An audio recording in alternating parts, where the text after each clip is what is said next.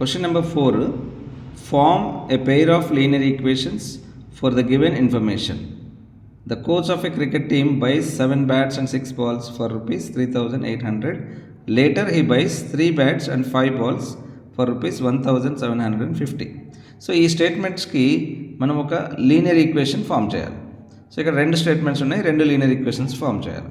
So మనకు తెలుసు linear equation అంటే a x plus b y is equal to C లాగా ఉంటుంది. ఇక్కడ మనం రెండు వేరియబుల్స్ని ఐడెంటిఫై చేయాలి. ఫస్ట్ సేమ్ ఏమన్నా ఇక్కడ బ్యాట్స్ అనేది ఒక క్వాంటిటీ, బాల్స్ అనేది ఒక క్వాంటిటీ. సో 2 డిఫరెంట్ ఉన్నాయి కాబట్టి ఈ రెండింటిని మనం వేరియబుల్స్ లాగా తీసుకుంటే ఫస్ట్ మనకి ఏమొస్తుంది చూడండి, 7 బ్యాట్స్ అంటే మనం ఏం తీసుకుంటాం, 7x ప్లస్ ఎన్ని బాల్స్ కొన్నాడు, 6 బాల్స్ కొన్నాడు. 7 bats and 6 balls. So 6 balls కాబట్టి 6y అని రాస్తాం.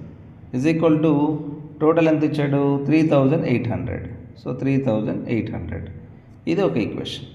సెకండ్ స్టేట్మెంట్లో ఏమన్నాడు, 3 బ్యాట్స్ అండ్ 5 బాల్స్ అంటే 3x plus 5 balls 5y is equal to 1,750.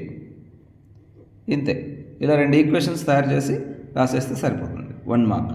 So జాగ్రత్త ఏం తీసుకోవాలంటే ఒక్కొక్కసారి ఇక్కడ బ్యాట్స్ ముందు ఇచ్చాడు, బాల్స్ తర్వాత ఇచ్చాడు. సెకండ్ స్టేట్మెంట్లో కూడా బ్యాట్స్ బాల్స్ అని అన్నాడు.